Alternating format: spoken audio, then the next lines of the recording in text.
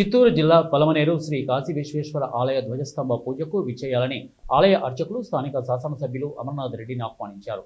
పలమనేరులోని MLA కార్యాలయంలో బుధవారం ఆయనను కలిసి మర్యాదలతో సన్మానించి ఆహ్వానించారు. వచ్చే నెల 7న ధ్వజస్తంభానికి ఎంపిక చేసిన 60 అడుగుల టేకుమాన్ పట్టణానికి తీసుకురావడం జరుగుతోందని, ఈ సందర్భంగా శాస్త్రోక్తంగా పూజా కార్యక్రమాలు చేపట్టడం జరుగుతోందని అన్నారు.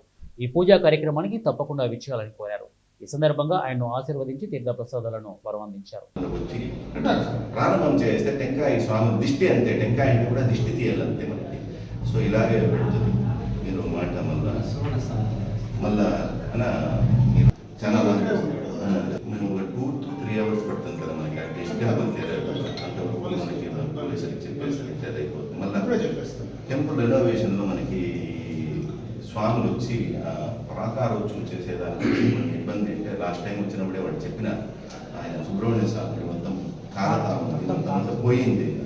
సో దట్ జస్ట్ రెనోవేషన్ తీసుకొచ్చి వెనక్కి జరిపేసి మనం ప్రాకారం చేయడానికి ఇబ్బంది లేకుండా ఉంటుంది. ఇప్పుడు అన్నవాడి రావణాసురుడు వచ్చం రావాలంటే అన్నవాడి చేపించేది అది ఎత్తుకొని రావాలంటే అడ్డం తిరిగి ఎత్తుకొని వస్తూ ఉంటాం.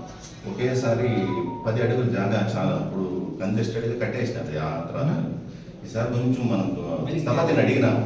స్థపతి గారి యొక్క ఆజ్ఞ మేరకు మన స్వామిని కూడా అడిగితే శివుని వెనకాల పెట్టుకోవచ్చు అన్న ప్రకారం. సో కాబట్టి అది